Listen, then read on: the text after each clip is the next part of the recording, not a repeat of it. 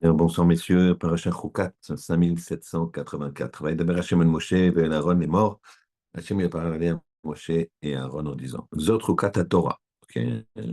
Voici la loi dite irrationnelle de la Torah, Shetziv Hashem, qu'Hashem il a ordonné les morts en disant Daber ben Israël, parle ben Israël, Veikro Elecha, vous prendrez pour toi, tu prendras pour toi. Paradoma, une vache rousse. Temima parfaite. Shan Bamoum qui n'a pas de défaut. Aucun défaut, faut avoir l'œil un peu plus bas que l'autre, ou des choses comme ça. Asherlo Aléaol, qui n'a jamais porté un, un joug. Ah, Et quoi que ce soit. Non, quand je joue un joug, c'est pas dans le sens comme ça. Oui, mais même ça, c'est un joug. Même un joug. C'est-à-dire que là c'est le sens joug, une charge, mais sinon, c'est le sens, sinon, même un joug qui est ce qu'on lui met sur la tête, à plus forte raison pour la diriger, c'est à plus forte raison. Très bien. Alors, la première question, c'est quoi? C'est quoi la loi irrationnelle, puisque Chouka, c'est une loi dite irrationnelle, qu'il y a dans Choukat? C'est quoi la loi dite irrationnelle? On va essayer de voir ça. Deuxièmement, deuxièmement, personne n'a trouvé de réponse à cette question. Alors, comment ça fonctionne? On va regarder ce qui était rationnel dans la première question. Personne n'a trouvé. Et même Shlomo Ameler, qui a demandé à Hachem la Chokhmah, eh bien, hein, il n'a pas eu de réponse d'Hachem. Hachem lui a dit, il n'y a pas de réponse. Très bien. Dans ce cas-là, on voit que quand Hachem lui dit qu'il n'y a pas de réponse, on voit que Shlomo, il n'insiste pas. On sait que Moshe Rabbeinu, il a fait 515 filotes pour entrer en Israël, en Terre Sainte. 515. Shlomo, il demande deux fois. Il demande à Kadosh Baruch Hu, mais tu m'as dit que j'aurais la Chokhmah. Tu me fais cadeau de la Chokhmah.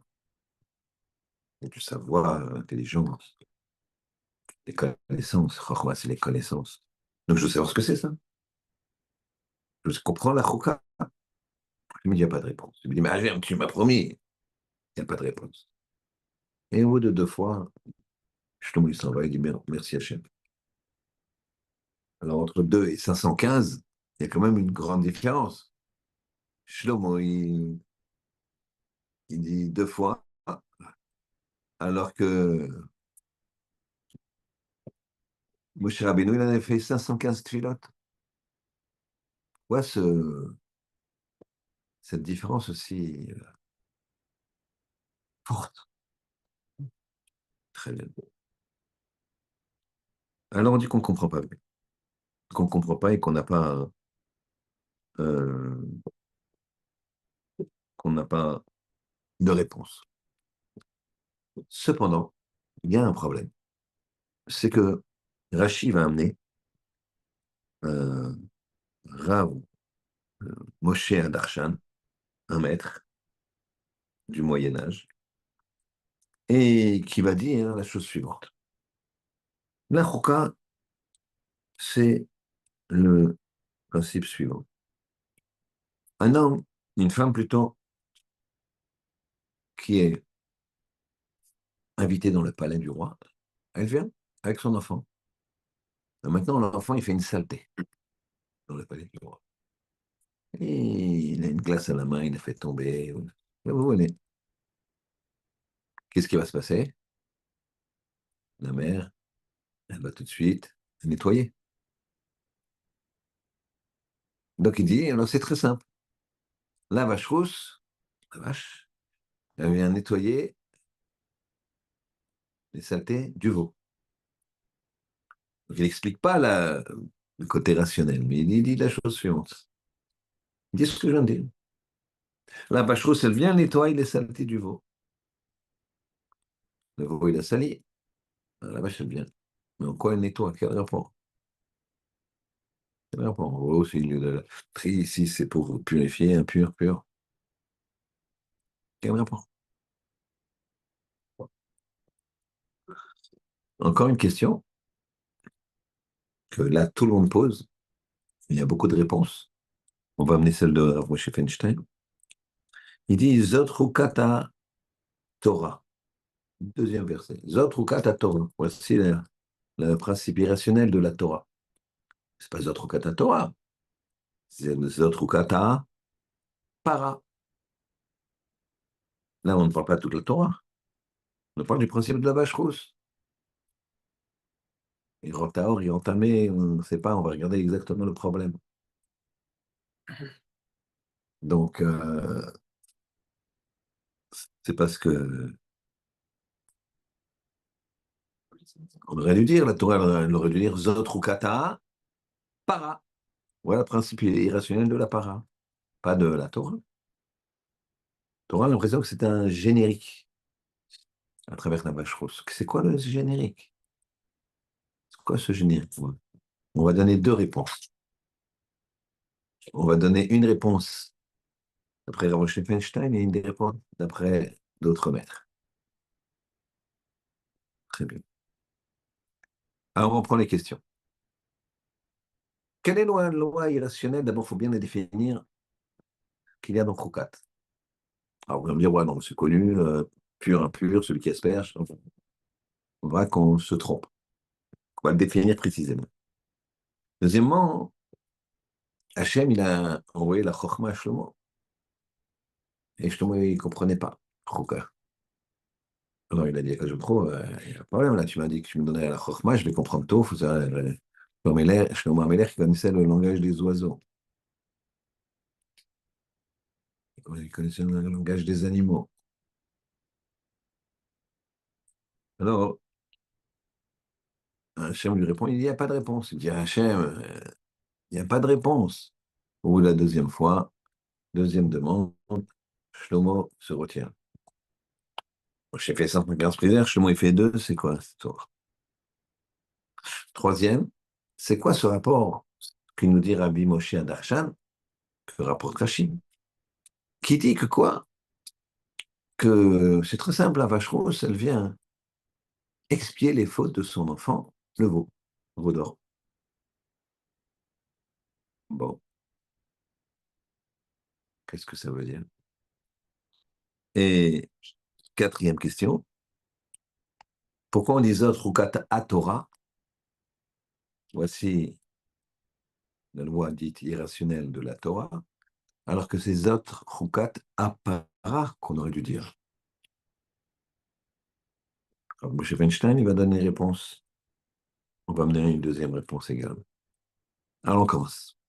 Première question, quelle est la loi irrationnelle qu'il y a dans Rukat? Alors, si on demande aux gens, ils vont tous vous dire, c'est normal. La loi irrationnelle qu'il y a dans Rukat, c'est qu'on prenait des sangs de vache rousse, on les mélangeait avec de l'eau lustrale, quelqu'un qui avait touché un mort était tamé, et il avait un principe, process même, de se rendre pur. Comment? Et on l'aspergeait le troisième et le septième jour de cette eau-là. Donc il avait 7 jours d'impureté. Troisième jour, on l'aspergeait. Septième jour, on l'aspergeait. À la fin du septième jour, il allait au mikvé et il était pur. Et tout le monde vous le dira. Par contre, celui qui asperge, il devient impur. Vous êtes d'accord? Hein? Comme ça, vous savez? Eh ben non. Là, je suis sur place, il nous dit le contraire. Il nous dit, celui qui asperge, il reste pur. Mais celui qui a transporté, d'accord? Le Uber, taxi, transport, camion, ce que tu veux, qui a transporté les eaux de la vache rousse, lui, il est impur.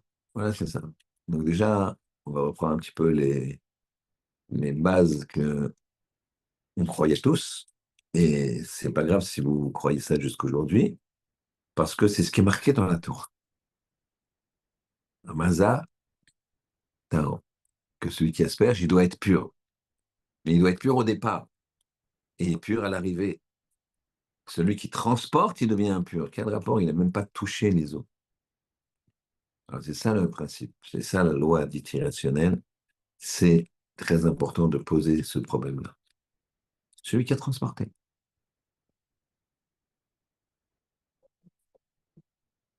On va passer par Rabbi Moshe Darshan. On avait dit, qu'est-ce qui se passe ici? La vache vient expier les fautes du veau. Quel est le rapport? Dans un cas, c'est pour rendre pur. Dans l'autre cas, c'était une idole. Il n'y a pas de rapport. Alors, quand on regarde quand on couple avec la quatrième question, qui est celle de Rav Moshe Weinstein? Pourquoi on aurait dû dire Zot Rukat Apara et pas à Torah? Alors là, hein, on va essayer de remonter. Rav Moshe Weinstein, il dit la chose suivante. Il dit, pourquoi Zot Rukat à Torah? Alors, on a vu ce que c'était le chok, hein?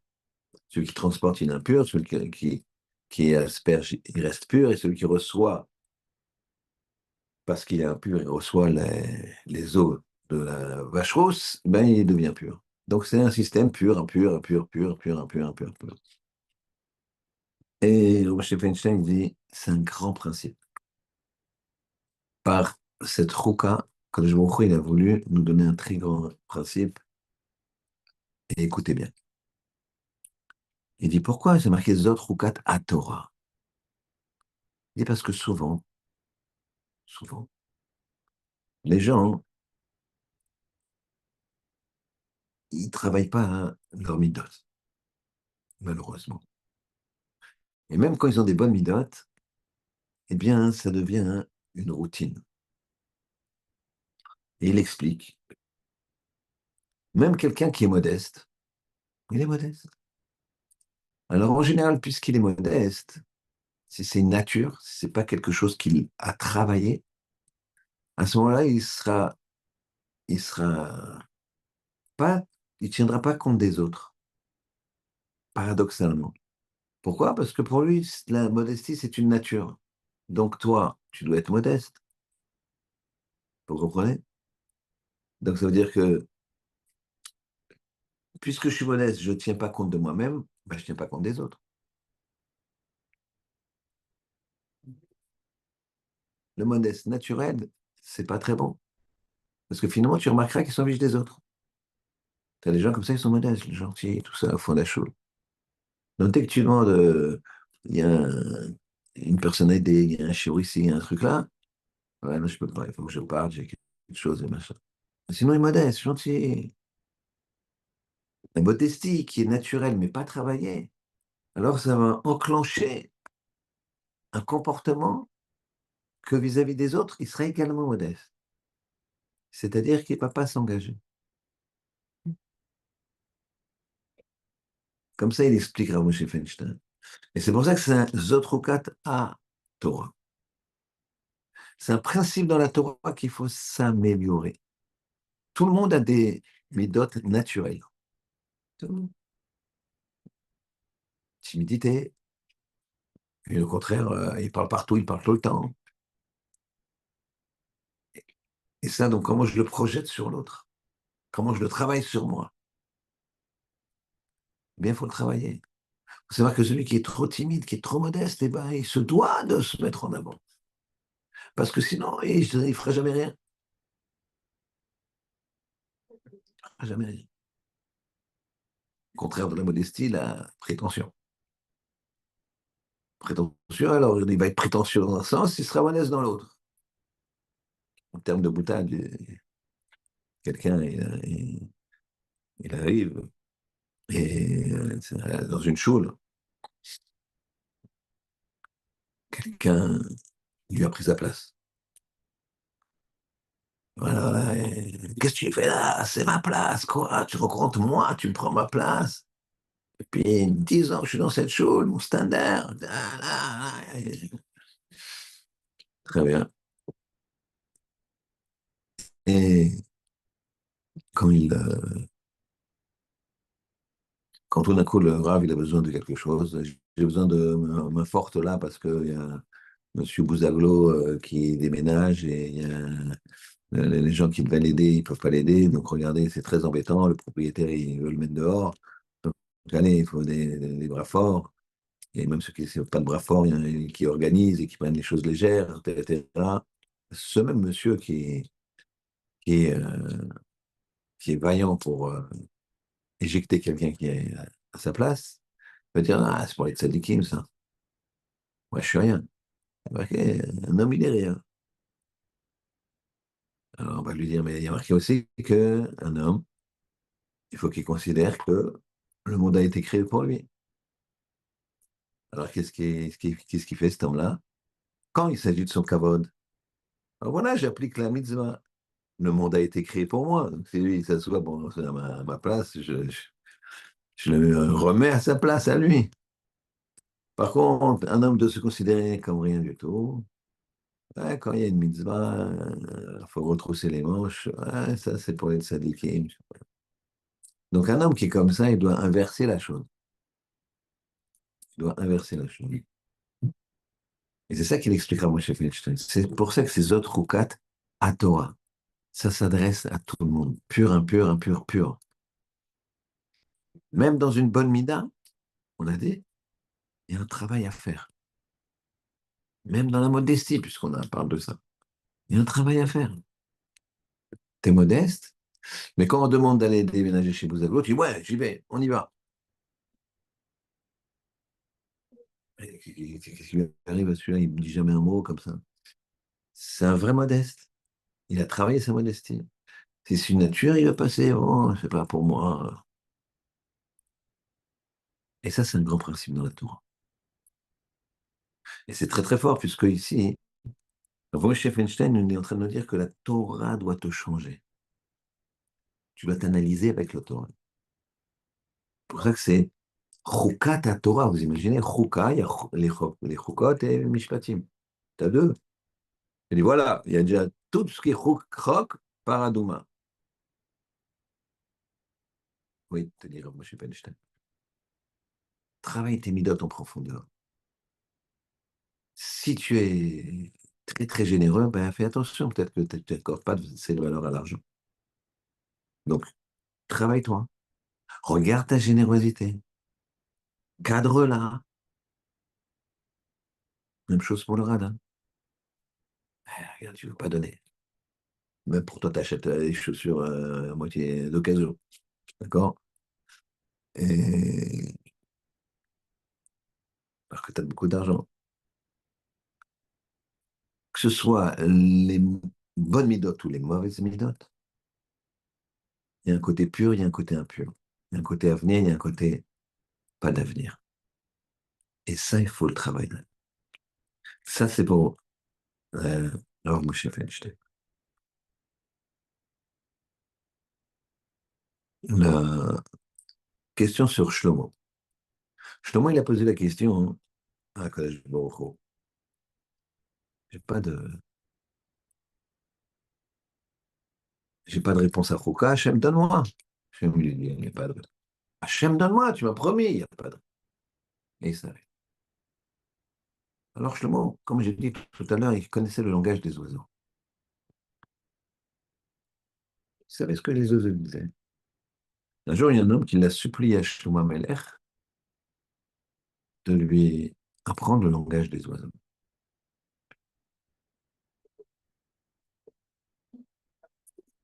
Sympathique d'apprendre le langage des oiseaux. Il supplie à Shlomo Melech.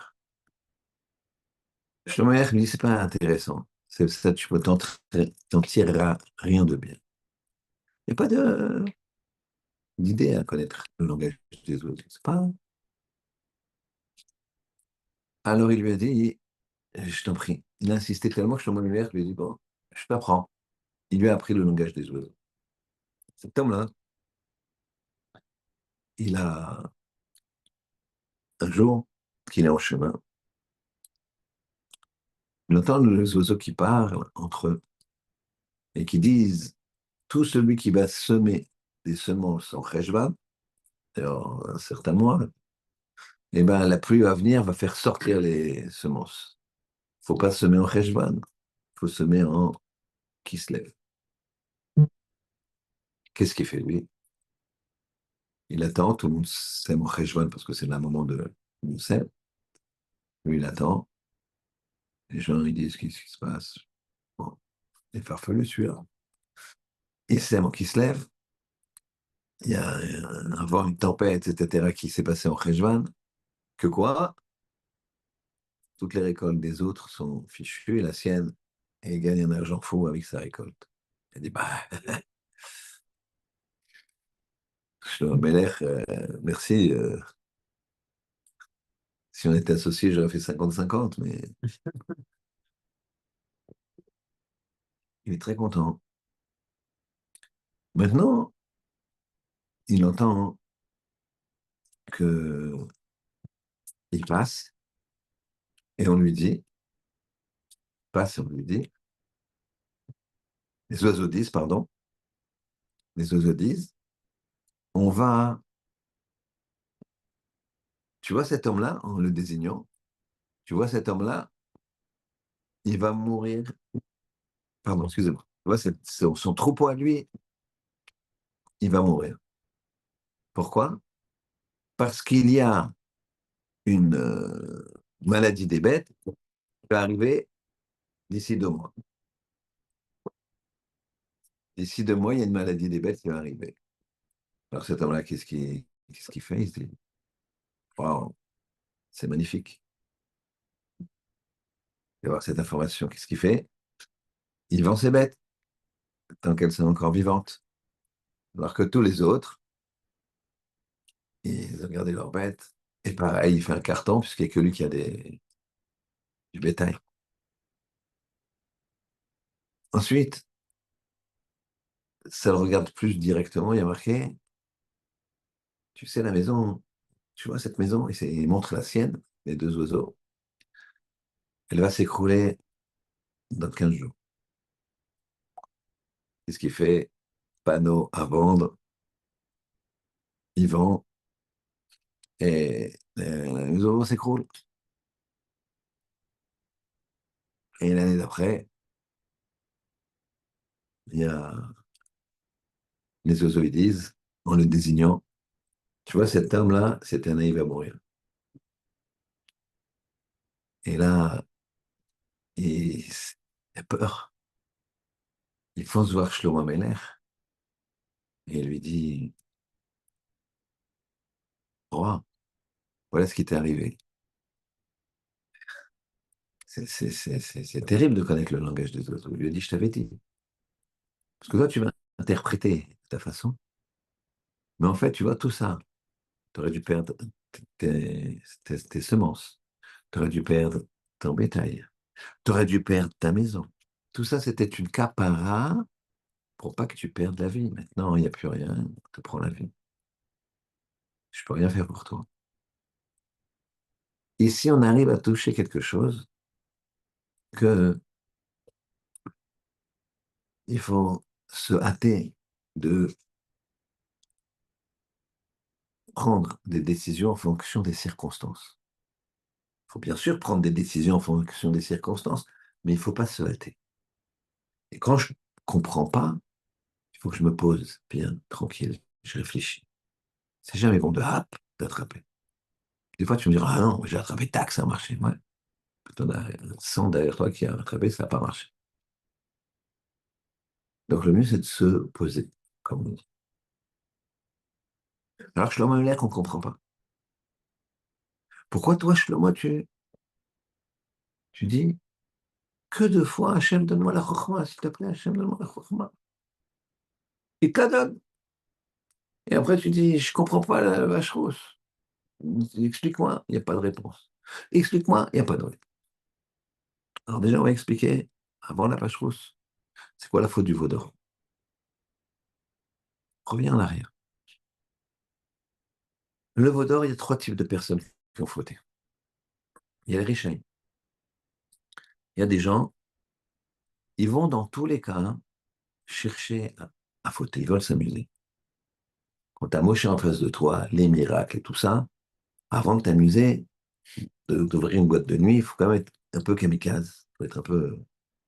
Mais il a envie, le type. Il a envie de s'amuser. S'amuser, c'est un terme de débauche. Il a envie. Mais quand même, il y a une grandeur, il y a une synthèse du peuple. Donc, qu'est-ce qu'il fait? Dès qu'il y a une occasion, il saute dessus. D'où toute la marloquette qu'il y a eu. Toutes les marloquettes qu'il y a eu. Dès qu'il y a une occasion, il veut déstabiliser.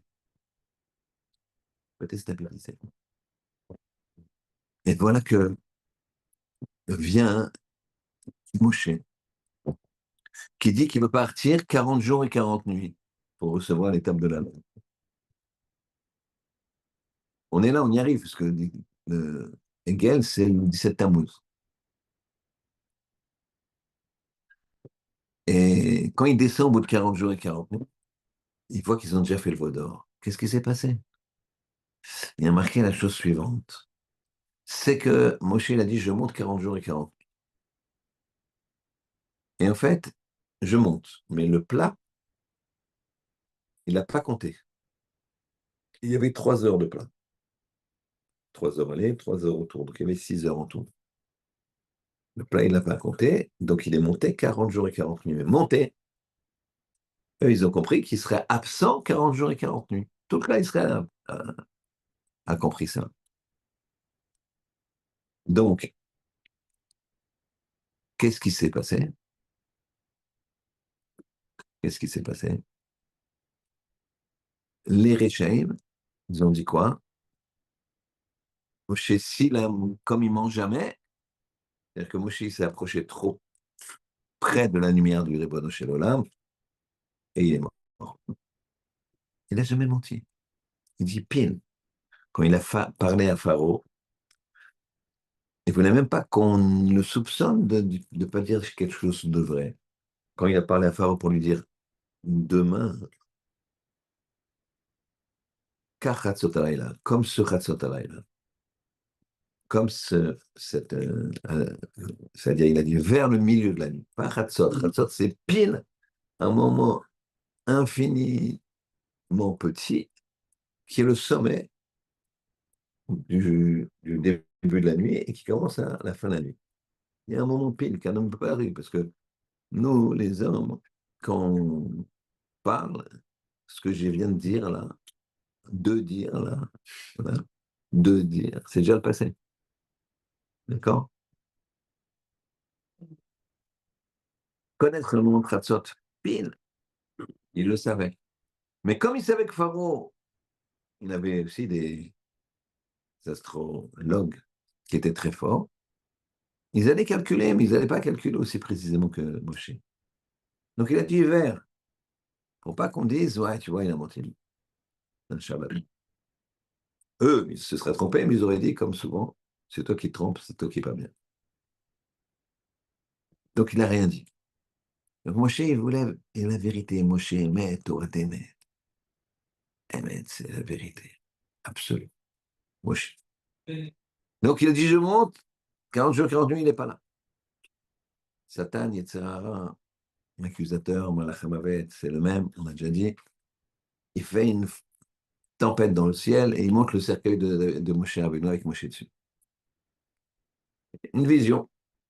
Alors là, ils se disent, là, on est dans la mouise. On est mal parti. Alors, il faut savoir qu'au moment du don de la Torah, ce qu'on appelle le don de la Torah, qui est Shavuot, mais qui est en fait le don des 10 commandements, j'ai déjà expliqué que le don de la Torah, c'est à Kippour.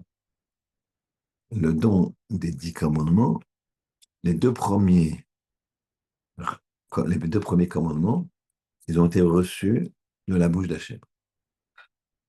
Directement, Hachem, il a dit à tout le cas Israël, Anochi Hachem, je suis Hachem et tu n'auras pas d'autre Dieu que moi. Deux premiers. Ils sont morts. Tout le cas d'Israël est mort. Et d'ailleurs, vous verrez dans l'histoire du clan d'Israël que des gens qui sont très très loin, Ils vont toujours, moi, je suis plus allemand que juif. Qui te disent, moi, au moment de choisir vraiment, eh ben, non. Ils vont se jeter dans le feu, mais ils ne vont pas trahir la foi. Qu'ils disaient qu'ils n'avaient même pas. Tu vois, ils sont capables de se jeter dans le feu pour ne pas se convertir.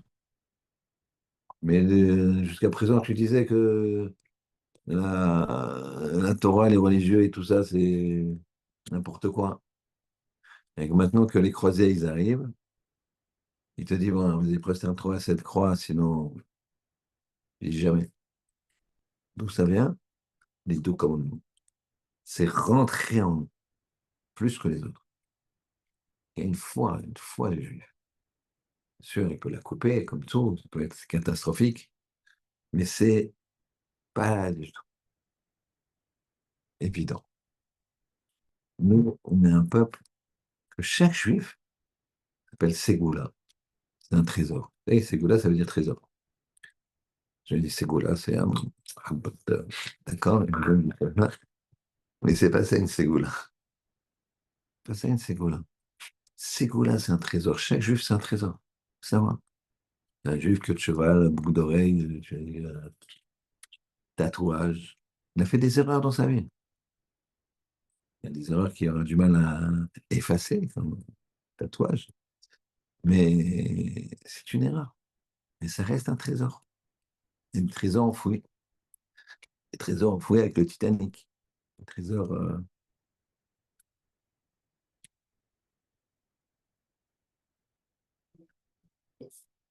Alors, comment ça se passe? Les gens, ils sont tous morts dans les deux premiers commandements. Maintenant, qu'est-ce qui s'est passé? Ils ont dit à Moshe, toi, tu montes, tu écoutes les 8 prochains et tu nous les dis. C'est ce qui s'est passé. Moshe a écouté les 8 suivants, il les a dit. Très bien, ça c'était au moment de Shavuot. Après, il est remonté, c'est là où il a dit, je remonte, je reviens dans 40 jours. Et là, maintenant, il a tardé, il n'a jamais menti, etc. Les questions qu'on a posées précédemment. Et alors, les Réchaïm, ils sautent dessus. Ils sautent sur l'occasion.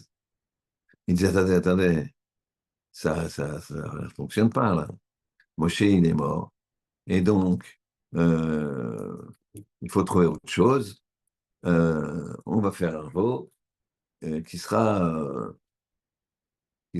notre nouveau Dieu. Et eux, ils foncent sur ça pour pouvoir s'amuser. Ouvrir des cercles de jeux, boîtes de nuit, etc. On comprend qu'ils aient fauté. Après, il y a les Benoni, ceux qui sont moyens, ceux qui sont gentils, qui vont à la choule, le Shabbat, à leur place. Tu dis pas, ils sont moyens. On va dire, ils suivent, quoi. Ils voient qu'il y a un grand groupe comme ça, moi chez les morts, aïe, aïe, aïe, qu'est-ce qu'on peut faire? Ah ben là, il y a un substitut, ils ne comprennent pas trop, c'est bizarre. Oui, non, mais t'en fais pas. Tac, ils vont faire le vaudou. Ils ont suivi. Mais il y a aussi les chachamim. Il y a des gens qui ont réfléchi. Ils ont réfléchi, ils se sont dit, mais Moshe, il mange jamais. C'est une vraie question. Ils l'ont vu mort. Ils ont continué à réfléchir. Ils se sont dit, mais nous, on ne peut pas ne pas avoir d'intermédiaire entre nous et Hachem. Puisque la fois, on n'a pas eu d'intermédiaire entre nous et Hachem. On est mort. Hachem nous a parlé directement, on est mort. Et il nous a ressuscité avec des gouttes de rosée, de triat amitim, qui peut faire, cette même rosée qui va faire revivre tous les morts. Tous ceux qui méritent, en tout cas, de revivre après le Mashiach. Alors, eux, qu'est-ce qu'ils se disent? On ne peut pas rester sans un leader. Ils ont réfléchi. Ils se sont dit, il nous faut un leader. Maintenant, un homme, il n'y a pas, puisque même Aaron ne parlait pas avec autant de proximité avec Hachem. On va essayer de réfléchir. Quels sont les éléments qui ont le plus de proximité avec Hachem, mais qui ne sont pas humains? Alors, ils ont vu, c'est ce qu'on dit, Yereskel Ben Bouzi, il dit que la vision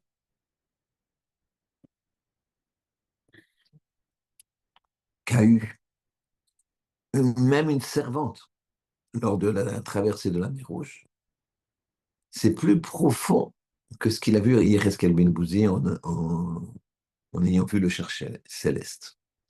Qu'est-ce qu'ils ont vu? Ils ont vu la chose suivante. Ils ont vu qu'il y avait des créatures qui s'appellent Chayot HaKodesh. Est-ce qu'on chante? D'accord?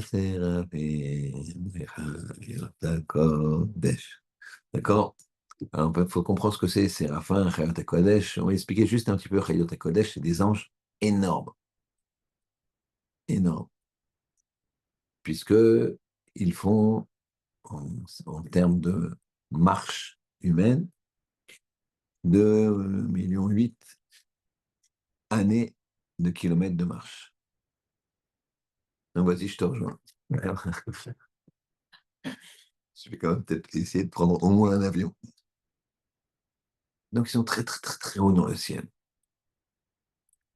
Et donc, ils sont au-dessous des pieds du Kisei Hakavod, qui est lui qui fait aussi 2,8 millions d'années de marche. D'accord?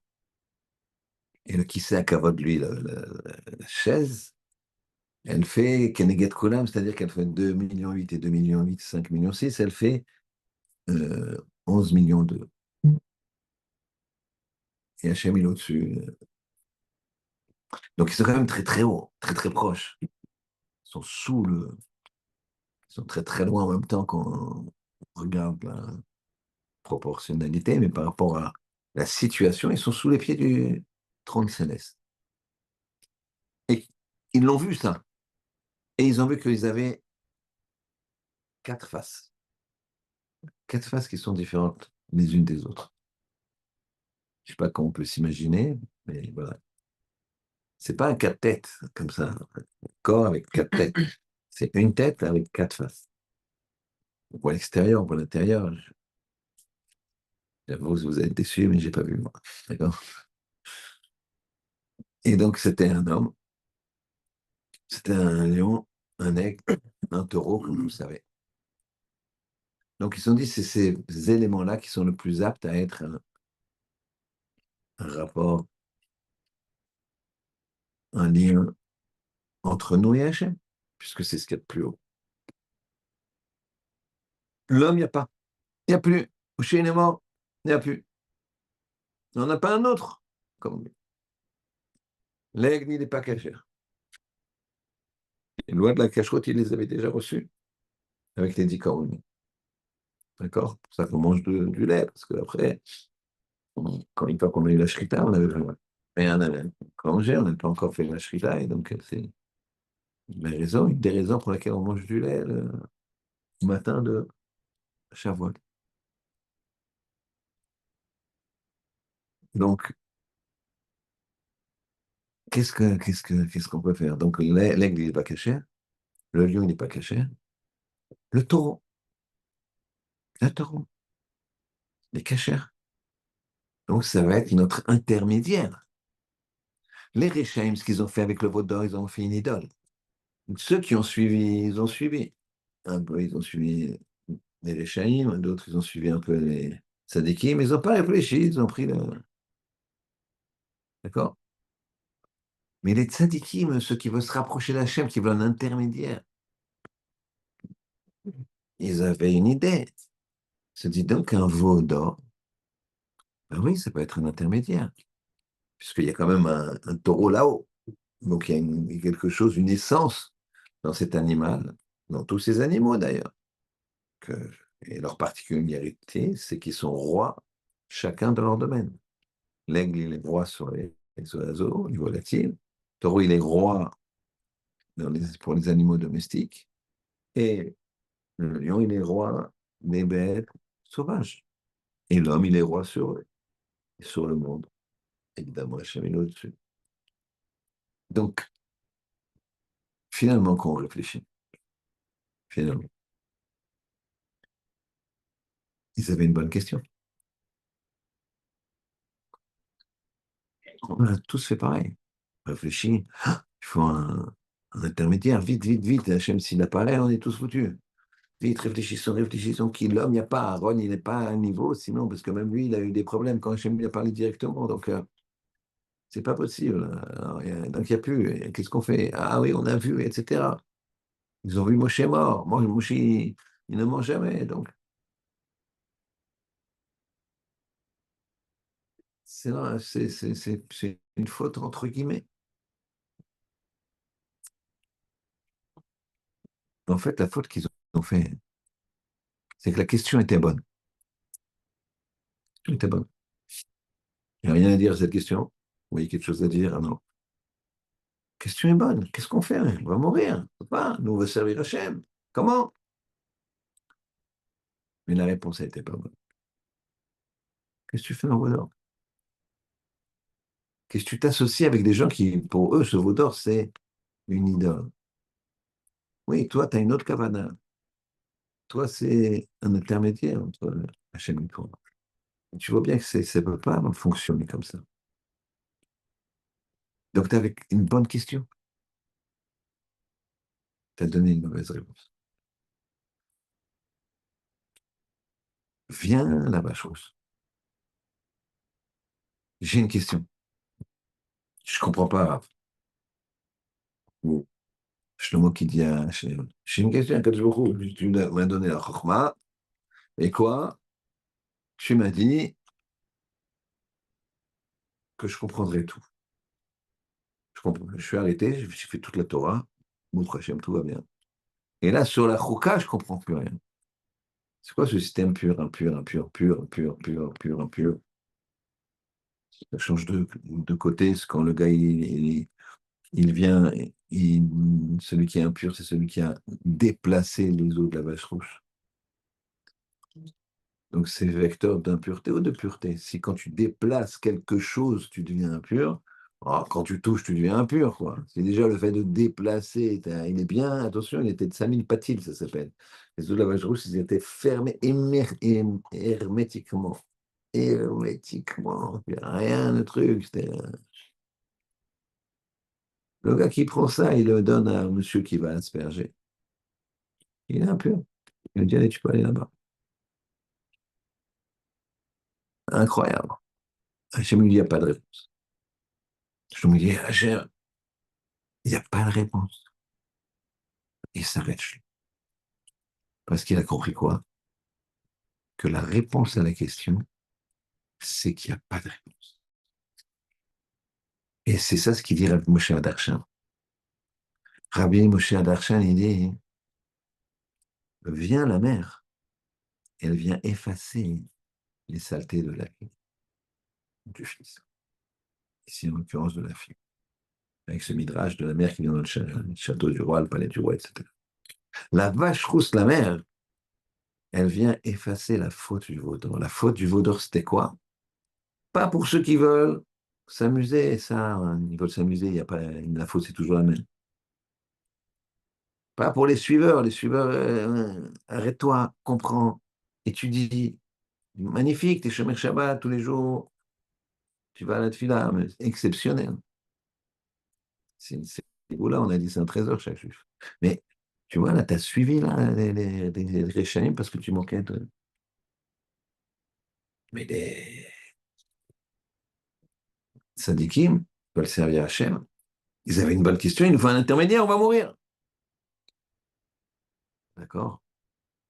Mais ce n'est pas une bonne réponse. Tu as une bonne question.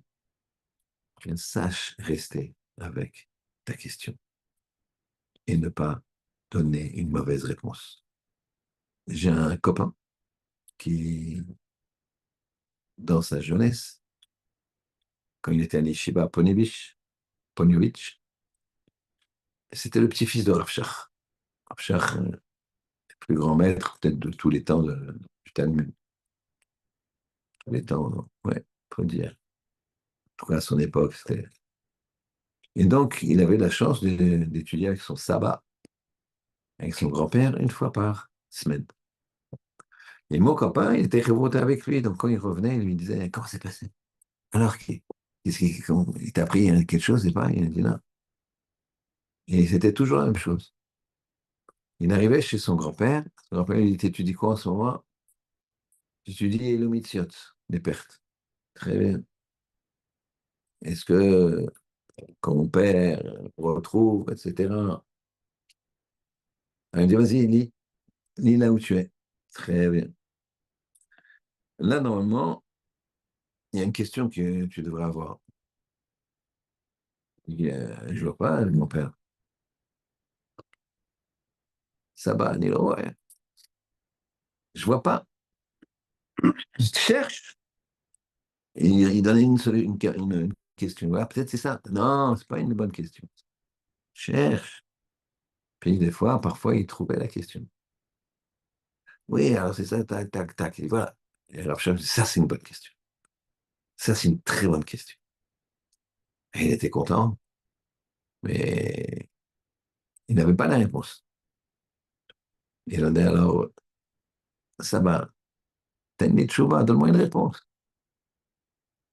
La question, ça y est, tu m'as fait trouver une question. Donne-moi la réponse. Il lui disait, non, viens, on continue. Il continuait, il ne lui donne jamais la réponse. Presque jamais. Il faut continuer le texte, il dit, hop, arrête-toi là, là, tu dois avoir une question. Par rapport à ci, ça, je te mets sur le... Parce qu'il disait, le plus important, c'est la question. Mais ne donne pas une mauvaise réponse. Tu as trouvé la question, c'est bien. Mais il faut que la réponse à ta question, elle soit à la hauteur de ta question. Parce que ta question, c'est une vraie question. Donc la question qu'ils avaient les Rachamim, du temps de Jourdan, c'est une excellente question.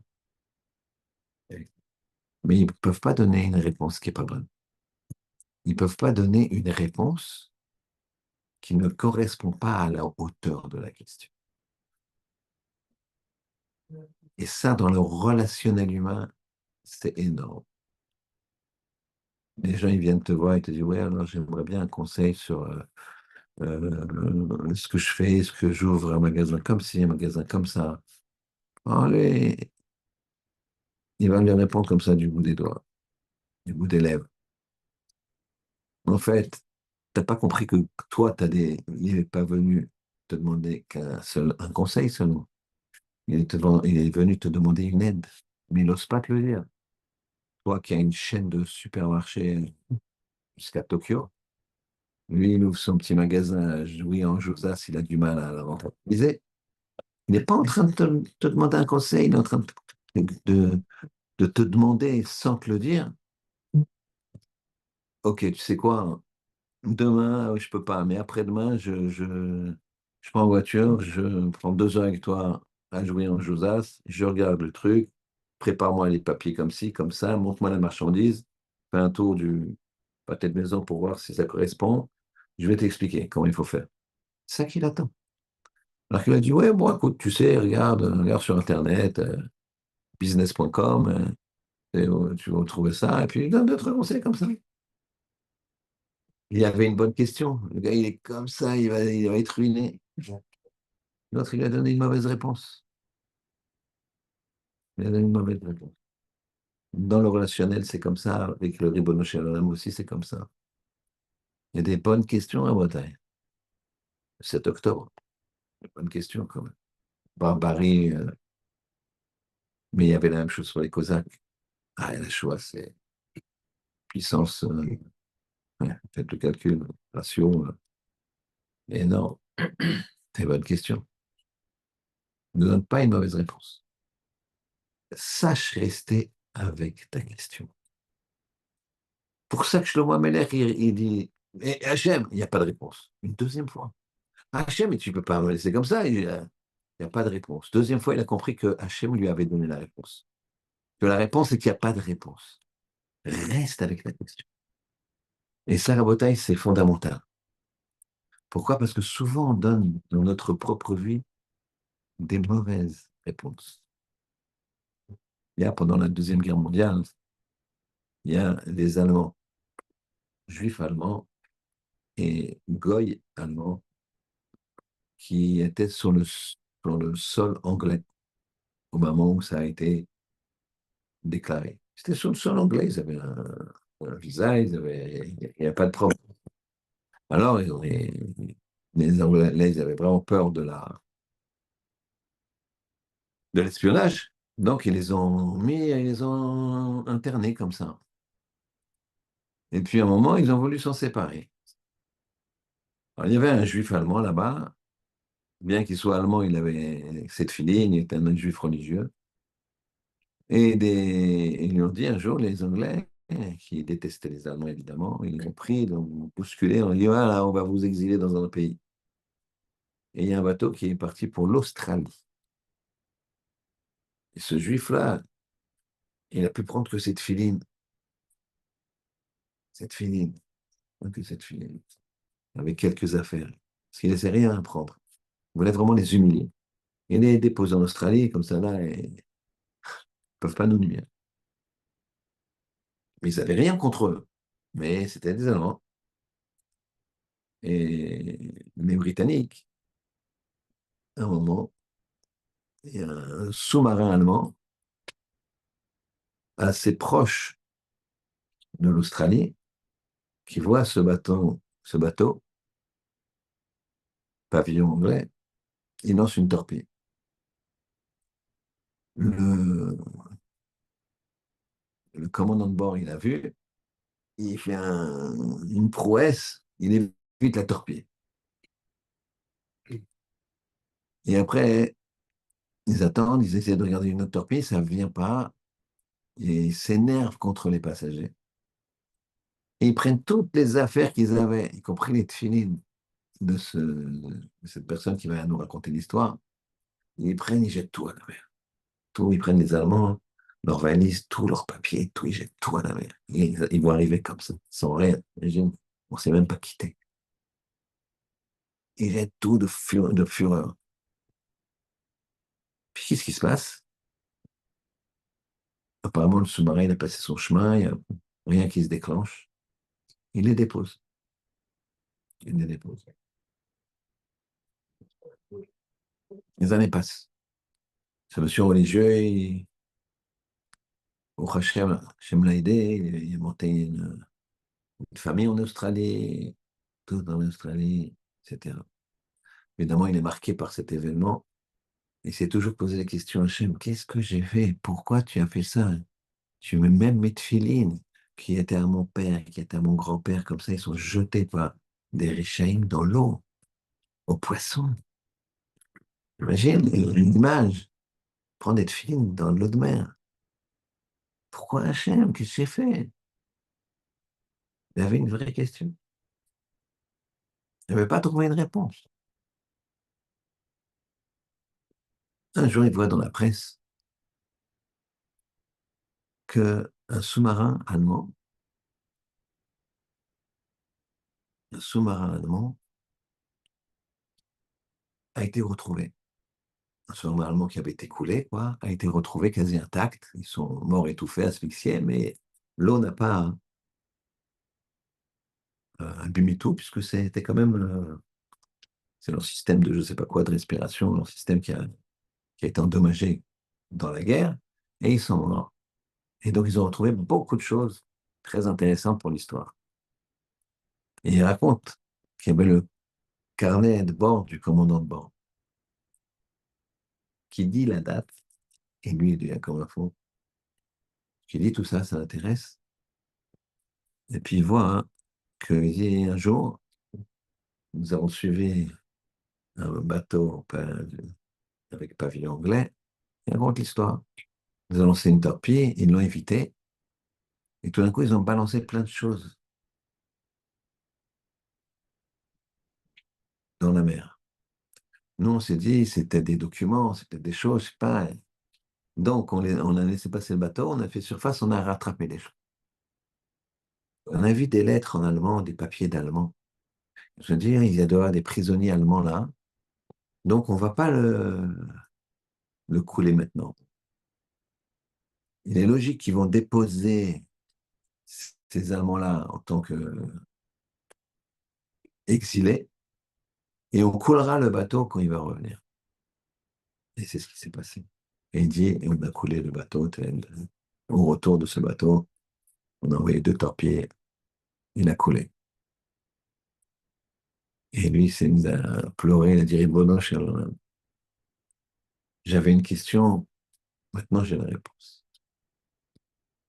Nous, on a la réponse à toutes les questions, mais c'est là-haut. Le Rav de Berditchev, c'était le grand défenseur du clan d'Israël. Grand défenseur. Il se passait quelque chose, les Cosaques, ils arrivent, ils prient, ils prient, ils prient, hop, ils vont à côté. Je vous conseille, si vous allez en Ukraine, peut-être pas maintenant, d'aller à Berditchev. C'est vraiment, tu t'imagines, le cimetière de Berditchev, il est waouh! Tu te croirais au XVIIe siècle, quoi. Et Lévi Israël de Berditchev, il s'appelait le grand défenseur du clan d'Israël. Et dès qu'il y avait un problème, il priait. Une épidémie, il priait, ça s'arrêtait. Il avait toujours quasiment gain de cause dans cette file. Quand il est sur son lit de mort, les Talmidim, les Brabanim qui sont autour de lui, des grands hommes, ils disent, Rébé, Rébé, c'est triste, tu vas partir et tout, mais en plus, on n'a plus de protection. Il dit, mais pourquoi vous avez peur? Si déjà dans ce monde ici, j'arrive à stopper le décret, la signature, d'accord? La signature, elle est faite, il y a le papier, j'arrive à déchirer le papier. Alors là-haut, j'empêcherai qu'il le signe. Tiens, ça c'est mes enfants. Ils ne touchent pas, il ne pourra pas signer. Caviarol, parce qu'il va défendre. Ils ont été rassurés. Quelque temps après sa mort, des catastrophes, l'une après l'autre, arrivent sur Berdichev. Les Cosaques qui font une descente, les, les paysans qui n'en vendent plus que des galères. À un moment, comme c'est avec les chassidim, surtout bah, ceux de l'époque, c'était des grands Mekoubalim. Un des grands maîtres, je ne me rappelle plus lequel, des grands élèves, il fait euh, j'allais dire une ségoula, mais on va expliquer que ségoula, c'est un trésor. Mais on va employer ça comme ça dans le sens classique du terme.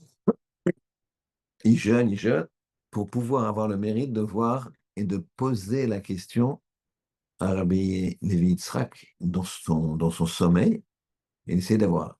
Et il raconte que le Rebbe lui apparaît, il lui dit, Rebbe, je ne comprends pas, vous avez dit que quand il y a un décret ici sur Terre, vous le déchiriez, et que quand vous serez là-haut, vous empêcherez de le signer. Et c'est le contraire qui se passe. Il dit, c'est très simple. Parce qu'en bas, quand j'étais en bas, j'avais une question. Pourquoi hein, ça arrive? Et je donnais une certaine réponse humaine, normale, qui est, il ne faut pas que ça arrive. Mais ce n'était pas forcément une bonne réponse. De là-haut, tu vois que ce qui arrive, c'est pas une question, c'est une réponse. Donc, c'est qu'il n'y a plus de questions là-haut. On voit tout. On peut ne pas expliquer plus, mais on ne peut pas comprendre la même chose quand on est en bas et en haut. Ce qui est une question ici, là aussi une réponse. C'est complètement différent. Voilà, Rabotai. Il faut bien comprendre que le sujet essentiel, c'est de ne pas confondre les questions et les réponses. C'est de ne pas donner les réponses d'avance. Parfois, les gens, ils posent des questions. Moi, j'étais avec un garçon à qui je donne chiot. Il m'a dit, mon grand-oncle, il a un problème, l'eau avec son enfant, son grand-oncle de 70 ans, donc pas jeune, mais un monsieur très, très, très riche et très, très influent, mais très, très assimilé en Ashkenaz. Et il veut discuter avec quelqu'un. Et il veut savoir la question, la maladie, le truc, tout ça. Est-ce que tu pourrais venir, tu viens chez moi, enfin, je te prends des sushis, et on discute avec lui. Je lui dis, écoute, oui, mais tel que tu me décris, un homme comme ça est aussi puissant, 70 ans, c'est pas évident qu'il accepte. Pas évident qu'il accepte la réponse, une réponse. En supposant que Hachem lui mette dans la bouche de trouver les mots. Il me dit, demande-lui si ces questions, c'est des réponses d'avance. Et à ce moment-là, c'est le seul jour qu'on avait trouvé, c'est après un chiot à 22h30, quoi. Donc, bon, fallait. Et, ou si c'est des vraies questions, qu'il est prêt à avoir une réponse. Je lui ai dit, demande-lui, avec politesse. Il dit, non, non, une vraie question. Eh ben, j'ai commencé par lui dire, regardez, pour vos questions, faut que j'ai un paramètre à savoir. Parce que c'est pas le même type de réponse, c'est pas le même type d'organisation de, de ce que je vais vous dire. Vous croyez en Dieu ou vous croyez pas en Dieu? Vous croyez en Dieu, je vais vous dire certaines choses. Vous croyez pas en Dieu, je vais vous dire d'autres choses. Elle me dit, non, en Dieu, je crois. Je dis, d'accord. Pendant une demi-heure, trois quarts d'heure, une heure, il est coincé, pas par moi, par la Torah. Il est coincé, c'est comme ça. Je sentais que c'était. J'avais eu un instinct de penser que ce qui m'attendait, c'est pas des réponses à ces questions. Ces questions, c'était des réponses. Puis, et à un moment, ça a éclaté, puisque il n'arrivait plus à dire quoi que ce soit. Il m'a dit, mais de toute façon, qui me dit que Dieu existe? Ah, ben, mais là, maintenant, il faut 2 heures pour faire un truc contraire. Là. Je suis désolé, là, le pacte est rompu. Donc, vous attendiez quoi? Vos questions, c'est pas des questions, c'est des réponses. Ah, Wataï, nous, on doit avoir des questions qui ne sont pas des réponses. La question, elle doit nous remettre en cause. Et on a des questions tous les jours. Pourquoi il y a ça? Pourquoi il n'y a pas ça? Même quand c'est bien. Même quand c'est bien, c'est pas fortuit. Touche au loto demain. D'accord? 120 millions. Ça te va? Eh bien, pose-toi la question. Qu'est-ce qu'il veut que je fasse avec Hachem avec mon argent sale? Il ne donne pas une mauvaise réponse. C'est ça le principe. Dans la vie, il faut être le plus émette possible. Et quand j'ai des midotes qui paraissent bonnes d'un côté, généreux, mais là, c'est pas généreux, tu claques n'importe comment. Ah, hop, c'est le principe. Et c'est pour ça que ça s'appelle Zod Rukat à Torah. Le fait de savoir rester avec une question et de ne pas donner une mauvaise réponse, c'est-à-dire de bien analyser la situation, c'est Ruka à Torah et pas para.